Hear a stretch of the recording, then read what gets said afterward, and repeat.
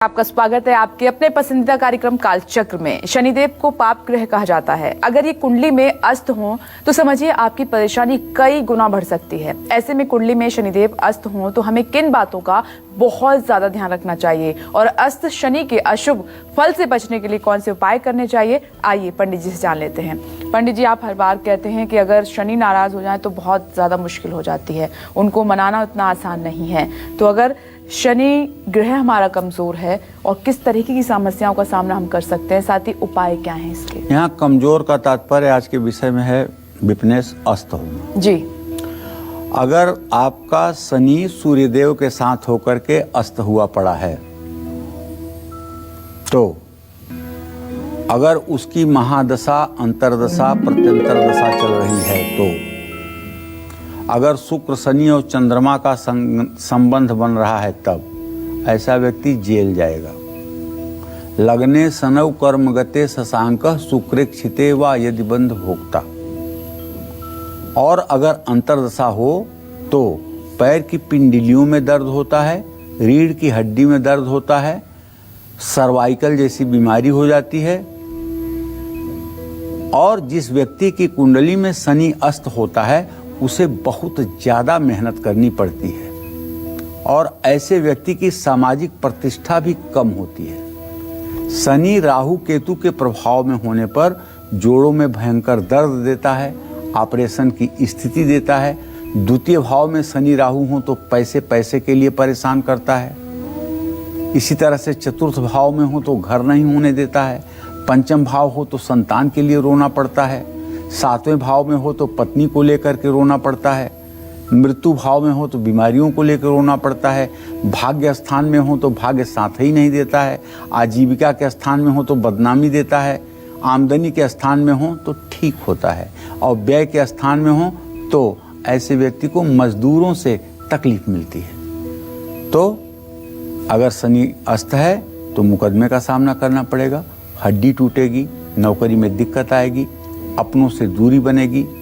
ये ऐसा शनि अस्त का फल देता है। शनि के द्वादशेष के पाप प्रभाव में होने पर व्यक्ति किसी बीमारी से ग्रस्त रहने लगता है या डिप्रेशन में आ जाता है। लेकिन थोड़ा सा सुधार, शनि अस्त हो या न हो, अगर उसने चंद्रमा से अगर तीसरे 10वें स्थान में है या चंद्रमा उससे तीसरे 10वें स्थान में है या चंद्रमा के साथ शनि है, पक्का मान के चलिए कि ऐसे आदमी को डिप्रेशन जिंदगी भर रहेगा। न सो पाएगा, न हंस पाएगा। ऐसे आदमी की खुशी ही गायब हो जाती है। और ऐसे व्यक्ति को चाहिए कि शनि देव की उपासना में जी जान लगा दें। कैसे? ओम संग शनश्चराय नमः का 10 माला रोज जप करें और हर शनिवार को सरसों के तेल का दान करें। शनि चालीसा, शनि स्तोत्र का पाठ करें और सुने। और हर शनिवार को जरूरतमंद बच्चों को पकौड़े खिलाएं। चमड़े के नए जूते दान करें। घर का कबाड़ घर में इकट्ठा न रहने दें, उसे शनिवार को घर से निकाल दें। लोहे की कढ़ाई शनिवार को शनि मंदिर में दान करें। और नया झाड़ू खरीद करके भी शुक्रवार को दान करें। ये भी आपके लिए लाभकारी होगा। मजदूरों को उनकी मेहनत का पूरा पैसा दें, इससे भी आपकी मनोकामना पूरी होगी। और एक बात बड़ी स्पष्ट कहना चाहूँगा, देखिए, अगर आपने मजदूरों का पैसा हड़प लिया तो आप पक्का मानिए कि शनि की महादशा, अंतरदशा, प्रत्यंतर दशा में आपका हिसाब हो जाएगा और आप उम्मीद नहीं कर सकते हैं कितनी तकलीफ होगी। क्योंकि देखिए, हमारे ज्योतिष शास्त्र में ग्रहों के अध्ययन के 3 वर्गीकरण किए गए हैं: शुभग्रह, पापग्रह और कुरग्रह।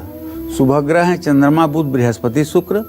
पापग्रह हैं शनि, राहु, केतु और कुरग्रह हैं सूर्य और मंगल। तो इस बात को ध्यान में रख करके अगर आप अपने जीवन के प्लानिंग को करेंगे और पूजा उपासना करेंगे तो आपको आनंद मिलेगा। तो आपके जीवन में अगर आपके ग्रह अस्त हैं तो आपको चिंता करने की कोई जरूरत नहीं है। उम्मीद करते हैं कि आपने तमाम जो महा उपाय पंडित जी ने आपको बताए हैं वो आपने नोट कर लिए होंगे और आप उनको करेंगे भी।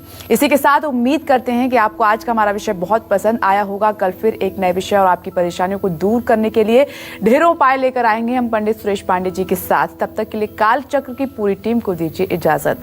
पंडित जी आपका बहुत बहुत धन्यवाद। धन्यवाद। नमस्कार।